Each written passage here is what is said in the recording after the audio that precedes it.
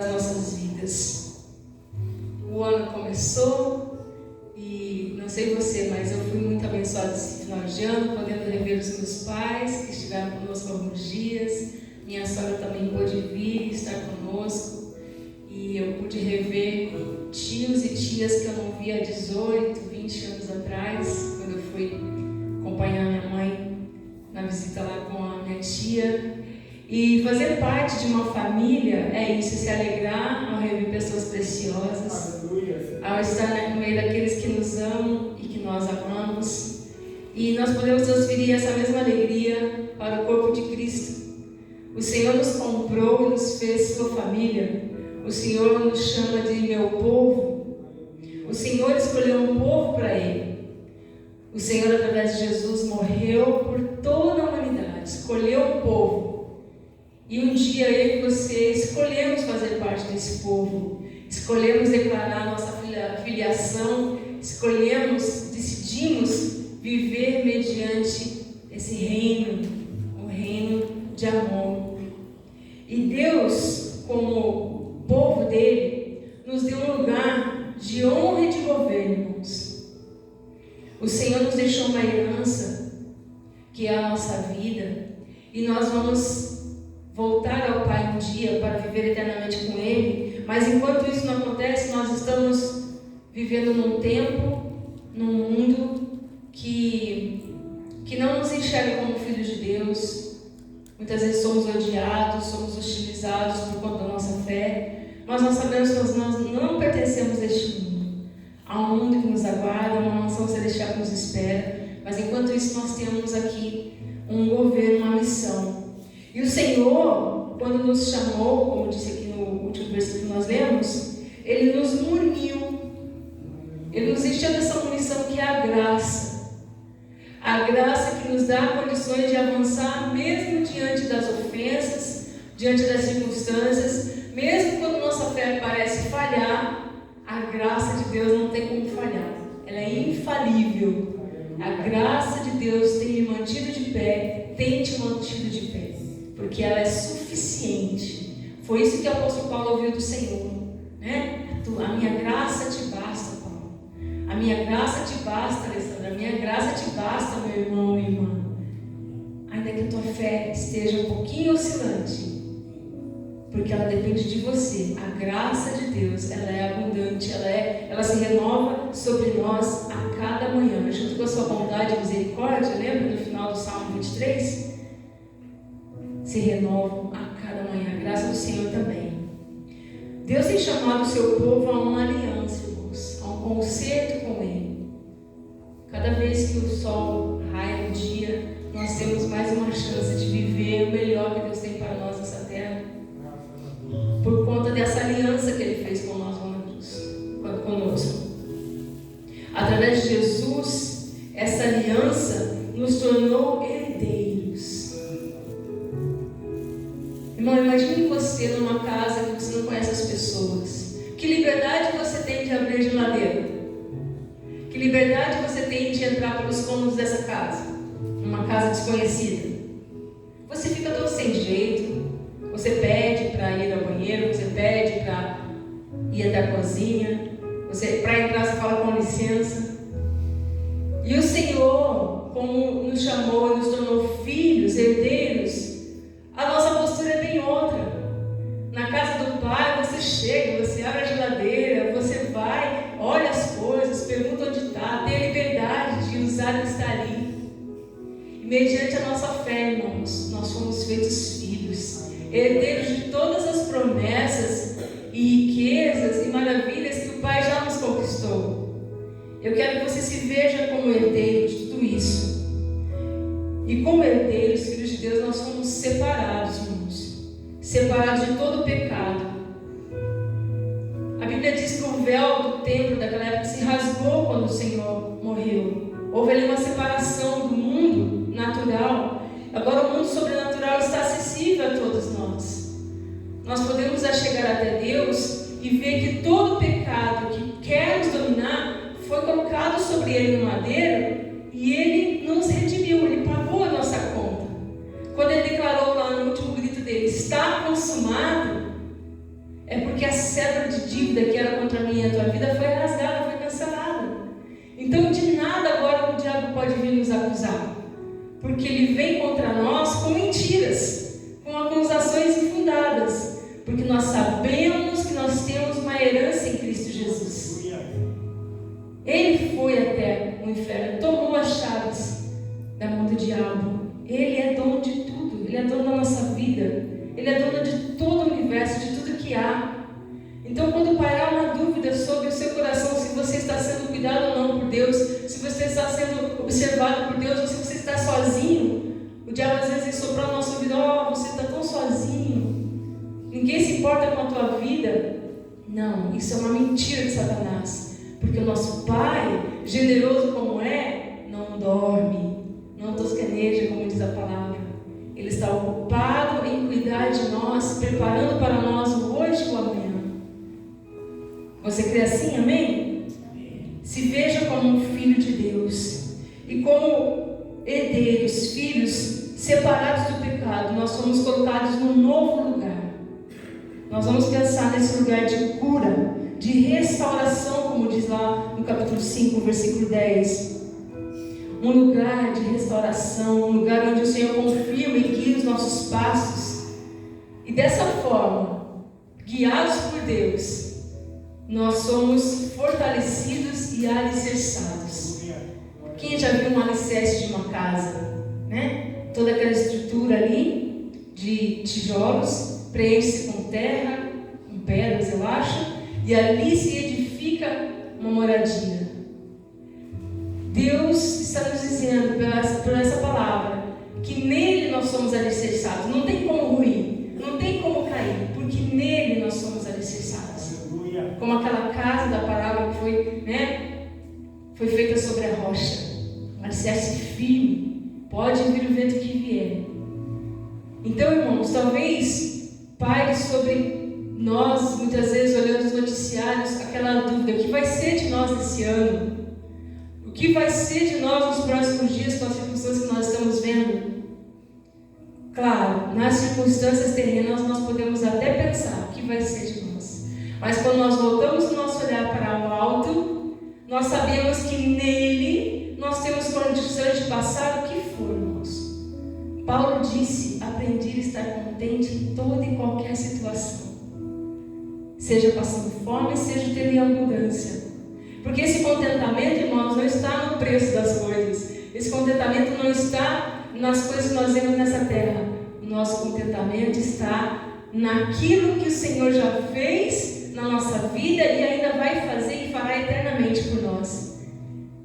É esse desejar de Deus estar conosco. Esse desejar de Deus estar com o seu povo.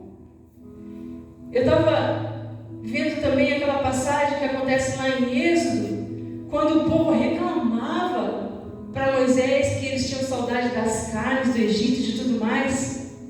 E mesmo diante daquela reclamação, daquela murmuração, o Senhor falou para Moisés: pode deixar, amanhã mesmo eu vou mandar carne e vou mandar o que te comer para eles. E veio o maná e vieram as codornizes. Que Deus é esse que tem paciência até com quem reclama? E em seguida, no capítulo seguinte, brotou água da rocha, no meio do deserto. Um Deus que prova o seu amor, mesmo quando nós não fazemos por merecer. Um Deus fiel à sua palavra, em atender, sabendo que nós precisamos. E eu creio, irmãos, muitas vezes nós não temos o que nós queremos, na hora que nós queremos, mas não tem faltado o que nós precisamos, não é verdade? Assim é conosco como pais aos nossos filhos. Nós gostaríamos de dar talvez algo melhor para os nossos filhos, mas a gente luta para não deixar faltar o que precisa, não é verdade? O remédio que precisa, nós estamos lá, batalhamos e compramos. A roupa, o material escolar que precisa, nós vamos lá, batalhamos e compramos. Eu vejo Deus dessa forma também. Ele entende o que nós precisamos e no momento certo Ele vem e nos supre. Eu quero que você fortaleça sua fé nessa palavra de ser herdeiro, de ser tratado como filho e não como um bastardo, aquele que não convive com seu pai. Nós convivemos com o Pai de amor. E isso nos dá esperança de que apesar de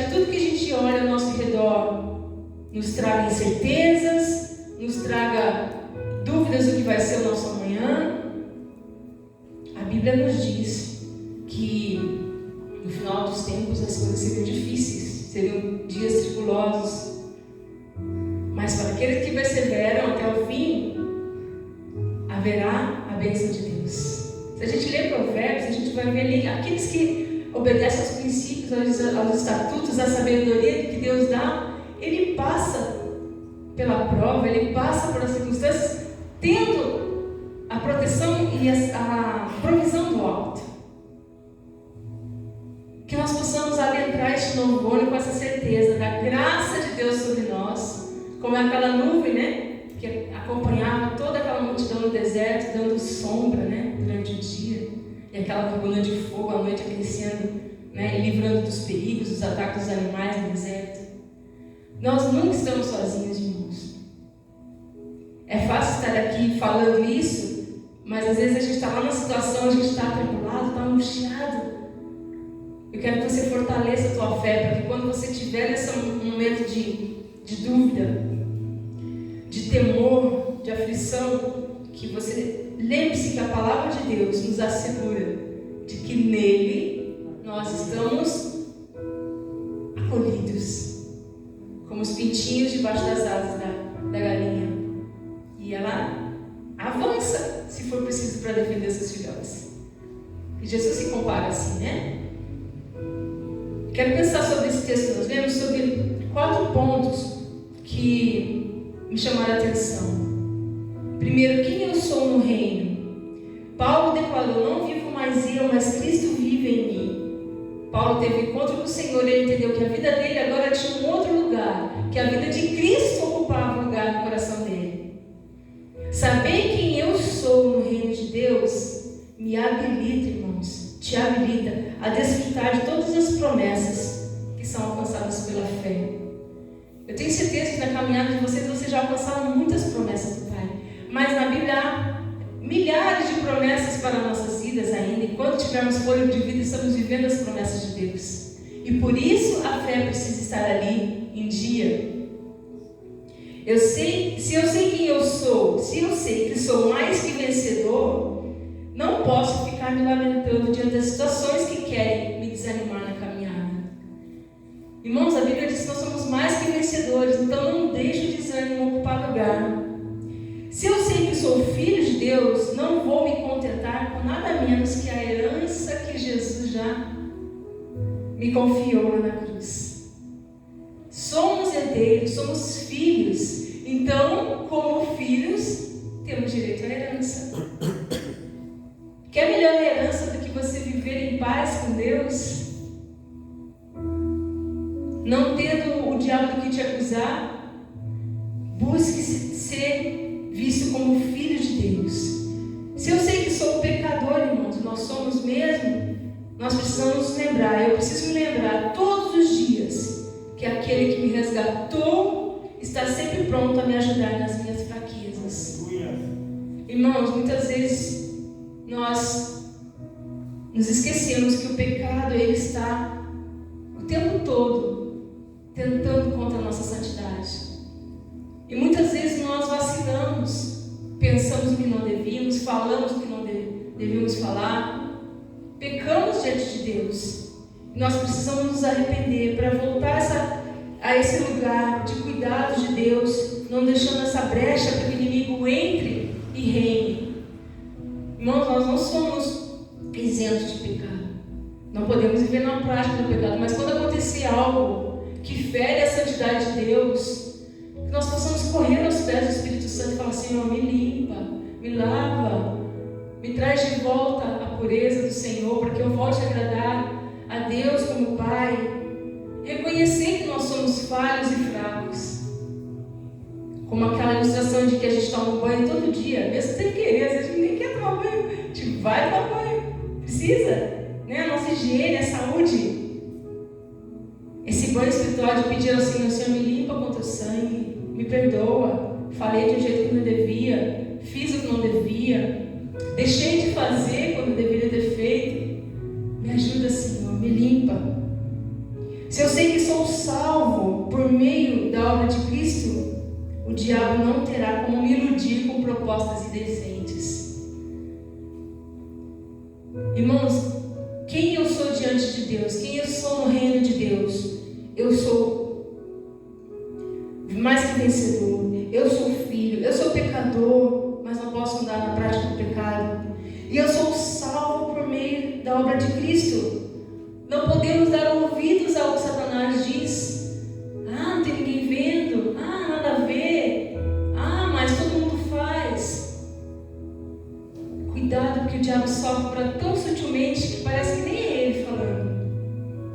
Mas como salvo, nós somos separados do pecado. E se eu sei que eu sou sal e luz dessa terra, como Jesus falou lá nas bem-aventuranças, nós não vamos nos ocupar com as coisas dessa terra, achando que é aqui que está a nossa esperança. Nós estamos aqui como sal e luz para iluminar o caminho para as pessoas virem junto conosco, nesse comboio para o reino dos céus, para o reino da luz. A minha identidade no reino tem que definir a minha trajetória nessa terra, irmãos. Eu queria que você declarasse: eu sou amado de Deus. Eu sou filho amado de Deus. O Senhor me resgatou. Esse é o primeiro ponto. Quem eu sou no reino de Deus? Eu sou filho, eu sou mais que vencedor. Continuo pecador, mas o pecado não deve habitar no meu coração. O Senhor me salvou, então eu sou um salvo. Não ando mais nos lugares em que o pecado tem legalidade. E sou sal e luz. Aquilo que eu falo deve ser palavras temperadas. Aquilo que eu digo, que eu ajo, deve ser luz para o ímpio, para que ele enxergue a luz que é Cristo Jesus na minha vida. O segundo ponto, irmãos, é que eu preciso ouvir o chamado para reinar com Ele. Todo filho, irmãos, cresce e vai assumindo responsabilidades. Lá em casa, a Sofia já fez 12 anos, a Elisa vai fazer 10 anos daqui uns dias. E a partir dos 10 anos, a gente já consegue cobrar um pouco mais de responsabilidade deles, né? Eles conseguem ter uma habilidade um pouco maior do que uma criança de 5, 6 anos, que talvez vai lavar uma louça ali, vai quebrar o copo, vai dar prejuízo, né? Então, a partir do crescimento, da maturidade, nós podemos exigir um pouquinho mais. Assim também é no mundo espiritual. Nós temos uma missão nessa terra, de viver para Cristo, negando a nós mesmos. Quando eu nego a mim mesma, a minha vontade, eu estou sendo madura para dizer: Senhor, faz a tua vontade em mim. Que seja do teu jeito e não do meu jeito, Senhor. Porque do meu jeito não tem a graça de Deus. Mas do jeito de Deus, a graça é superabundante. Ele vê o que eu não consigo fazer e faz por mim. E aquilo que eu tenho que fazer, Ele não vai fazer. Nós somos chamados, irmãos, a uma vida abundante através do quê? Do nosso relacionamento com Jesus. Abundante de paz, de esperança, abundante de paz com Deus, de amizade com Jesus. Todo lugar por onde Jesus passava, algo especial e novo acontecia. Onde Jesus chegava, algo diferente estava por acontecer. Se nós vemos os evangelhos, nós vemos isso. Ele fazia milagres, ele ensinava o povo, ele alegrava os corações, ele trazia esperança. Como chamados para essa missão, nós também precisamos trazer algo especial para este mundo, no lugar onde nós chegamos. Com o teu sorriso, com palavras de bênção. O chamado de Deus nos torna porta-vozes das boas novas do reino. Boas novas, irmãos, boas notícias. O Evangelho significa isso, boas novas. Será que nós temos armazenado boas novas, boas notícias para dizer para o nosso vizinho, para o nosso parente, para quem convive conosco? Será que nossos lábios estão cheios de boas novas? Nós precisamos estar lendo a palavra, orando ao Senhor, renovando a nossa fé, para que a gente tenha esperança, porque esse mundo não tem como nos dar esperança. Esse mundo caminha para uma preparação para a chegada do anticristo. O cenário, as coisas estão culminando para a chegada do anticristo. Mas nós, como igreja do Senhor, estamos preparando para a vinda do Cristo, da segunda vinda dele. Encontro com o Senhor nos ares. Amém? Nós temos essa certeza desse reencontro. E o terceiro ponto, irmãos, saber quem eu sou, primeiro ponto, ouvir o chamado. Terceiro ponto, ocupar o meu lugar no reino. Quando Adão e Eva desobedeceram à voz de Deus para não comerem do fruto que estava proibido naquela situação, eles se esconderam quando ouviram os passos do Senhor. Diz a Bíblia, quando ouviram Deus, eles se esconderam. Engraçado que a pergunta de Deus para eles não foi assim: Adão, o que você fez? Ou por que você está escondido aí? Ele perguntou: onde estás? Como se Deus não soubesse, claro que Deus sabia. Mas ele queria essa resposta deles. Onde você está, Adão? O lugar que nós ocupamos no reino deve ser um lugar de obediência e de fé. Sabe qual foi a resposta de Adão para Deus? Você sabe, você já leu a Bíblia. Mas ele falou assim: eu estou aqui, Senhor, atrás dessa árvore. Ele falou assim: eu percebi que eu estava nu, por isso me escondi. Quem te disse que estavas nu?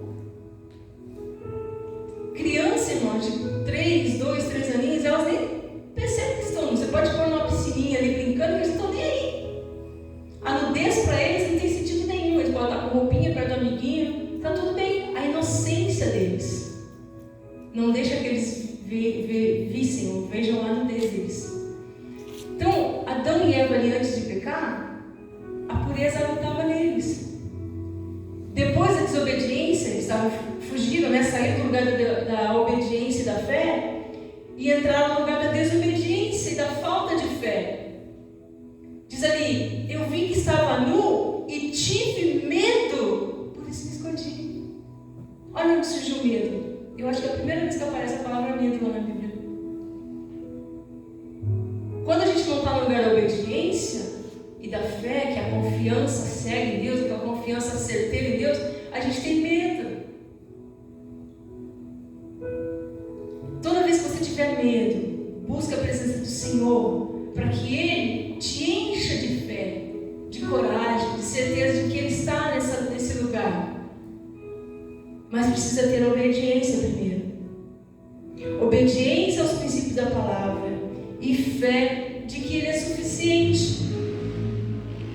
No lugar da nudez, eles tiveram que cobrir-se com folhas de figueira.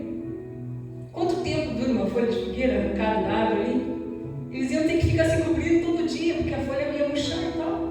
Foi preciso matar o animal para que com a pele se cobrisse a nudez deles. Precisou derramamento de sangue.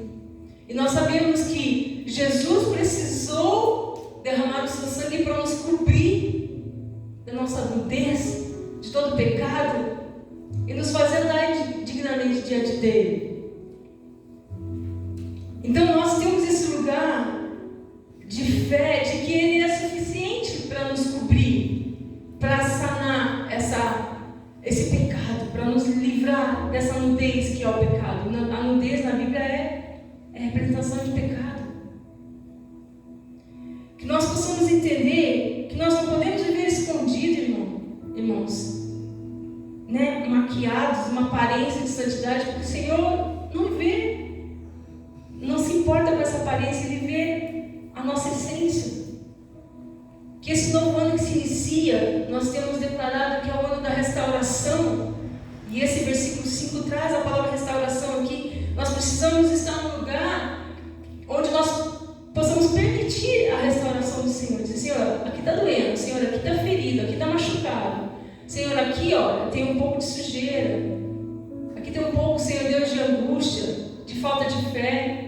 Apresentar essas áreas da nossa vida onde precisa da restauração do Senhor, e tendo fé de que Ele é suficiente para cuidar, para curar. E precisamos decidir, irmãos, todos os dias, qual é o lugar que nós queremos estar. Você quer estar escondido? É um direito seu, mas brilhando a luz dele. E o quarto ponto, é o último. No lugar, ou melhor, a minha vida precisa ser como um alicerce para que o reino de Deus se estabeleça aqui na terra. Irmãos, que coisa linda quando Deus fala com Abraão, dizendo: em ti serão benditas todas as famílias da terra. Um homem que se casou com uma mulher estéril, ouvindo isso, hoje nós somos dessa descendência de Abraão, porque nós cremos pela fé no Deus de Abraão. Então nós também somos abençoados por conta da fé lá do patriarca Abraão. E nós podemos desfrutar dessa comunhão com ele. Nós podemos ter acesso à palavra de Deus traduzida para a nossa língua. Nós podemos ter comunhão com o Espírito Santo. Porque um dia um homem decidiu dar ouvidos à voz de Deus, ser amigo de Deus, andar com Deus. A sua descendência, irmãos, a minha descendência, vai receber as bênçãos por conta da minha fidelidade a Deus, da tua fidelidade a Deus. Então, quando nós decidimos romper com o pecado, romper com as maldades desse mundo, com os erros deste mundo, com as seduções, nós estamos semeando para a nossa geração, para os nossos descendentes colherem coisas que talvez nem dê tempo da gente colher, mas os nossos descendentes vão colher essa bênção. E ele vai abençoando a próxima geração e a seguinte, por conta da tua fidelidade a Deus. Existe aquela árvore, a tamareira. Já viram aquele ditado? Quem planta uma tamareira não come fruto, porque ela só vai dar 80 anos depois, é isso? Você sabe dessa história? Uma tamareira demora décadas para dar fruto. Então quem planta acaba não comendo. Muitas coisas que você semeou, você não vai ver, mas os teus netos, bisnetos vão colher fruto da tua fidelidade. Vale a pena ser fiel a Deus, obedecendo e sendo honrado por Deus. Uma pessoa restaurada, irmãos, uma pessoa curada, ela tem o poder de curar outras pessoas. E o contrário também é verdadeiro. Uma pessoa ferida, machucada, também tem o poder de ferir outras pessoas. O Senhor, esse ano, quer restaurar áreas da nossa vida que talvez estejam escondidas dos outros. Talvez você viva bem, mas tem às vezes uma área da sua vida que você ainda não deixou Jesus agir, Jesus atuar e curar. E Ele quer fazer isso. Porque esse versículo nós lemos aqui, ó: depois de terem sofrido durante um pouco de tempo, os restaurará. Irmãos, há sofrimentos que são colocados por Deus, provas, adversidades, que servem para nos aproximar de Deus, para um atendimento ali, para um plantão divino. Nós só buscamos ajuda médica quando estamos sofrendo alguma dor, alguma situação. Então, que algum sofrimento que você esteja passando te faça aproximar de Deus e ser fortalecido nele. Diz aqui: lhes dará forças. Que você seja atendido pelo médico Jesus na sua alma, no seu corpo, na sua mente, para que você viva nesse lugar de restauração.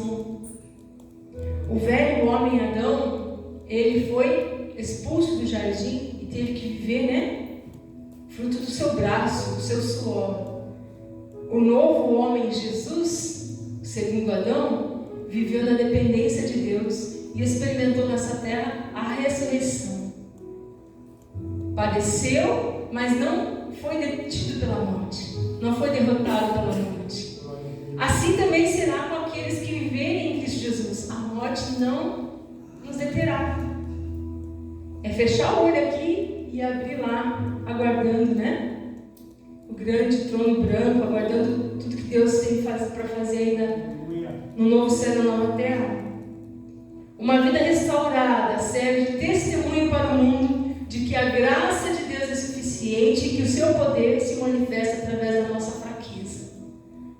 Se mostrar fraco para Deus é abrir uma porta gigante e falar: Senhor, aqui eu não aguento, mas o Senhor é Deus na minha vida e eu preciso da tua ajuda. Declarar nossa fraqueza ao Senhor, declarar que é dependente dEle, Isso é maravilhoso porque aí acontecem milagres maravilhosos quando dependemos do Pai. O problema não é ser fraco, o problema é querer ser forte e não depender de Deus. Quantas vezes a gente vai pelejando porque esqueceu de pedir a ajuda de Deus, né? E Ele envia pessoas maravilhosas para nos ajudar na hora da nossa necessidade. Tenho certeza que você já experimentou isso. E é assim que tem que ser. Confiar que o Senhor envia os recursos para nós. Eu quero que você avalie hoje como está a sua fé. Quais milagres você quer viver esse ano que você tem esperado e buscado da parte de Deus? Imagine a fé como uma chave que você coloca ali no buraquinho, né, na fechadura, e gira com força e a porta se abre. Usar a fé como essa chave que vai abrir portas para o agir de Deus. Reafirme que você é filho amado de Deus e que nesse lugar de filho há lugar da herança. Há espaço para você desfrutar da herança de Deus. Ocupe seu lugar em obediência e fé. A obediência não vem assim facinho. A gente precisa lutar contra a nossa carne, contra esse velho homem que ainda existe dentro de nós, essa velha Eva, que quer fazer do próprio jeito, mas que possamos ser sábios diante de Deus. Aquele versículo para nós mulheres, né? A mulher sábia edifica a sua casa. Eu acredito também que o homem sábio edifica a sua casa. Mas o tolo, a tola com as próprias mãos, ou seja, não é quando eu faço, quando eu quero agir, destrói. Que nós sejamos sábios diante de Deus, obedientes, e sejamos restaurados e fortalecidos nele. Se formos restaurados, haverá esse alicerce onde o reino de Deus pode ser edificado, né? Onde o edifício é levantado e pode vir o vento que vier, que as paredes não vão ruir, porque elas estão ali, ó, alicerçadas, né? As treliças ali, né? O ferro, né? Tudo ali envolvido para segurar as paredes. Quanto tem para baixo, né, dessa fundação aqui, dessa estrutura, né? E tem segurado esse tempo por tantos anos. Assim é também na vida do crente, que tem um alicerce no Senhor. Pode vir às vezes uma ofensa, um mal entendido, uma situação desagradável, mas nós não negociamos a nossa fé, a gente não abandona Jesus por isso. Nós precisamos, nesse ano, viver de tal forma em que a restauração ocupe lugar. Nós possamos dizer, Senhor, eu preciso ser curado nessa área, ser restaurado aqui. Eu preciso que o Senhor restaure minha família, minha casa, meu ambiente de trabalho. Porque eu sou filho, porque eu tenho lugar de herdeiro. E como herdeiro eu posso pedir para o meu Pai vir intervir nessa situação. Que você possa ter essa palavra, essa promessa no teu coração, tomar posse daquilo que Deus tem para a tua vida nesse ano e desfrutar disso. Amém? Você pode ficar de pé um instante, nós vamos orar e proclamar que esse ano será um ano muito melhor, o melhor ano das nossas vidas até agora. Por quê? Porque diante das situações difíceis que estão por vir, ou as situações boas que estão por vir também, vamos profetizar isso, nós não vamos negociar a nossa fé, nós vamos andar com Deus. Aconteça o que acontecer, nós vamos estar ali aliançados com Ele. Amém? Coloque a mão no seu coração. Senhor, a Tua palavra é viva, é alimento. Assim como o maná, Senhor Deus, era a porção diária para aquele povo, a Tua palavra é uma porção de vida diária para nós, Senhor. Deus, não deixe o nosso coração duvidar do Teu amor, duvidar de que somos filhos, de que somos herdeiros, mas que possamos nos comportar, Senhor Deus, como filhos, dedicando a Ti, Senhor Deus, o louvor e a adoração a um Pai perfeito e bendito que Tu és. Senhor, que a cada tempo, Senhor Deus, que tivermos de adversidade, nós possamos confiar e obedecer a Tua voz, Senhor. Que nós possamos trazer outras pessoas a esse lugar de restauração, a esse lugar de filho, a esse lugar de comunhão, Pai. Que é aqui a igreja, que é a Tua casa, mas aqueles que não puderem vir, que na nossa presença, na nossa companhia, eu sinta sintam-se amados e acolhidos pelo Senhor, Pai. Que esse tempo, Deus, que esse ano seja um ano de proclamar, Senhor Deus, aquilo que o Senhor já fez, tudo que o Senhor já fez na nossa vida. E as pessoas vejam o Teu agir em nós. Em nome de Jesus. Ocupa o primeiro lugar na nossa vida, Senhor. E nos ensina a viver nesse tempo, proclamando a Tua verdade, que é Cristo, Senhor. Obrigado por tudo até aqui, Senhor Deus. Fica conosco e nos ajuda, Pai, a prosseguir, a proclamar a Tua verdade em todo o tempo, em tempo e fora de tempo, como diz a Tua palavra, Senhor. Ajuda cada um aqui nos seus desafios a vencerem na fé e verem milagres da parte de Deus, em nome de Jesus. Amém.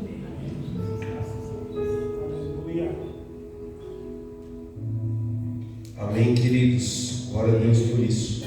Quero lembrar, antes de encerrar, vou chamar os presbíteros rapidinho aqui na frente, por favor.